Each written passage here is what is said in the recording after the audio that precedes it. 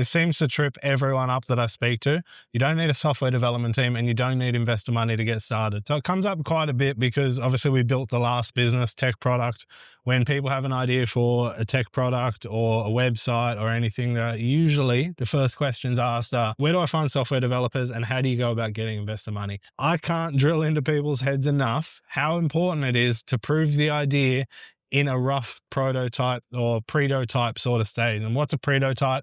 It's basically a proof of the thing working. So for example, say you have something which is selling a product. So you want to always try and boil down whatever the app product idea. These are generally broadly ambitious ideas, like it's going to be the next Airbnb, it's going to be the next Uber. And people start over-engineering in their mind what they need to prove that the product is going to work and that the business can work. The expense, like the amount of money you can lose, like no one thinks they're going to lose money. No one thinks their idea isn't going to work out. But if you want to save yourself a lot of time and a lot of money, just prove it. And don't prove it by going and developing an entire app. Prove it by taking it down to its most base format. So that can look like, if it, say for example, it was something like reading emails and calling back customers. You don't need to do AI integrations. You don't need to do N8N integrations. What you need to do is go and offer the job with a human doing it first to businesses and see what they want. Your products that you build are going to support whatever the infrastructure is of the thing you sell and not the other way around. Don't worry about where you're going to find an engineering team and don't worry about where you're going to find VC money, because all of those things are going to be way, way easier to figure out once you have something that you're selling to people, because the only thing that really matters at the end of the day is the distribution and conversion of leads into sales. I was talking to a family member the other day about their idea, and they're speaking about getting a software engineering team to build out this whole website. And it's essentially, it's a directory. It's connecting two types of people.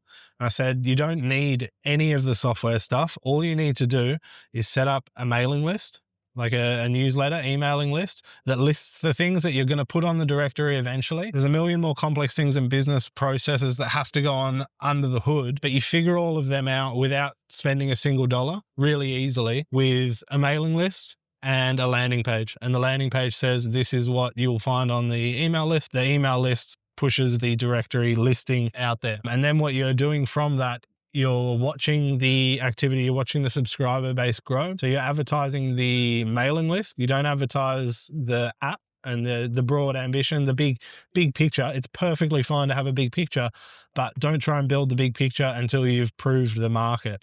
So you build the mailing list and then you run ads that go to the landing page, which all it does is convert to the mailing list. And you say, like, whatever the thing is that you're trying to do, make sure that there's a user problem. So another friend wanted to make a unique type of piece of furniture, get it manufactured in China, etc. No one was really doing well. There's a gap in the market. Great. Before you go and talk to Chinese manufacturers and think about how am I going to scale this, how am I going to send it to the US, put a listing on Marketplace. Put a fake listing up and see what the demand is for the product. It's very easy to do.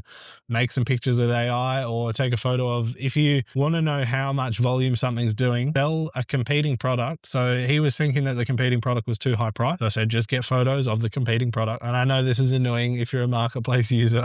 I'm sorry, apologies. Put the listing up for the secondhand version of the thing at the price that you think it's going to sell for, and then look at the demand of that listing, because you might, like, you can fight against all of these things not actually giving you the data you want. You can test way easier and save way more money by not over-engineering at the start.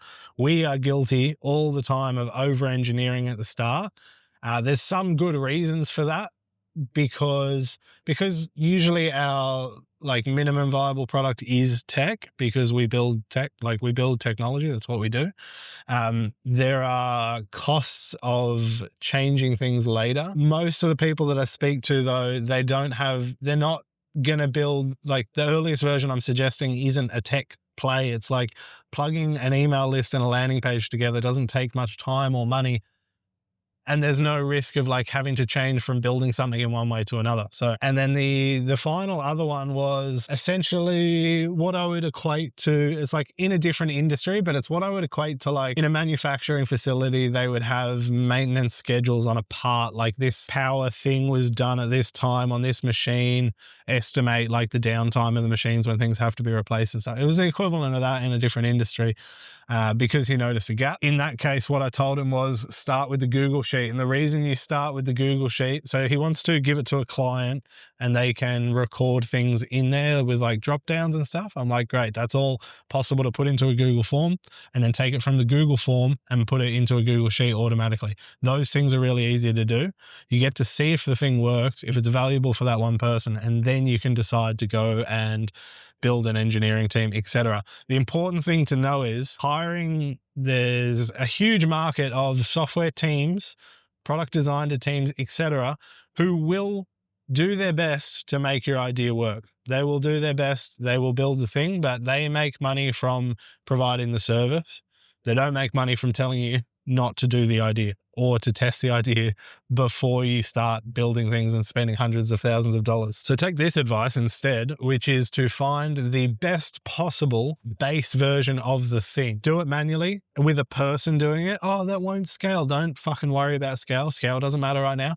Just prove that you can get someone to pay for it. So your first customers are going to come for free. Most likely you're going to say, hey, I just want you to use this thing. You use it. I'll make sure everything works. Great. They're going to be free. Then you segue into selling the product. Say, well, you can either do it with your existing customers if you're really sure they're locked in. Say, all right, so the price is going to be this. You can have quite an open and honest conversation with them about the value it's delivered to their business and then make a call on what it's worth and then go and try and sell it. Get your numbers right about like, I showed it to 10,000 people, 1,000 people bought it at this price. Great. Now you have a very good idea of what you can afford to spend on software development. Because what you don't know, if you go straight to software development, go straight to one of these design agencies, is what the payback period on the investment is going to be. And this can literally kill your business because you could have a very profitable service that you built on a budget with Google Sheets and manual work, and it can turn into a really profitable business. There can be things that it's better to hire people for because they have a direct monetary value assigned to them, and people do it better than the machines will for a time until you can like really get the tech going well. But if your payback period is too big, if you have to invest $500,000 to get the website done, to get some automation done, and then you come into the market and you have to drop your prices, you can be absolutely cooked because you might, from doing the manual job, you might get to a point where we can't afford to sell this for under $50 a month. Great. Well, now you've just backed yourself into a hole where like the market doesn't support the investment, and you won't know that unless you start by doing it in the most lo-fi pretotype way possible. Don't be afraid of this won't scale. I can't do this like this forever. All of that stuff is fine.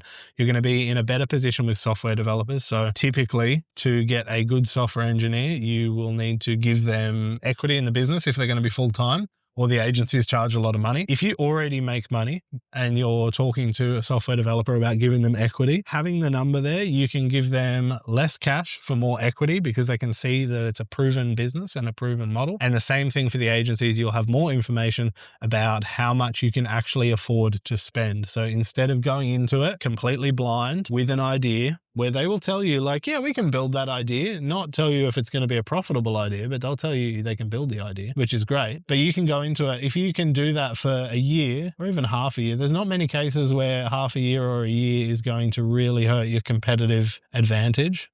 Realistically, it's too short a time horizon.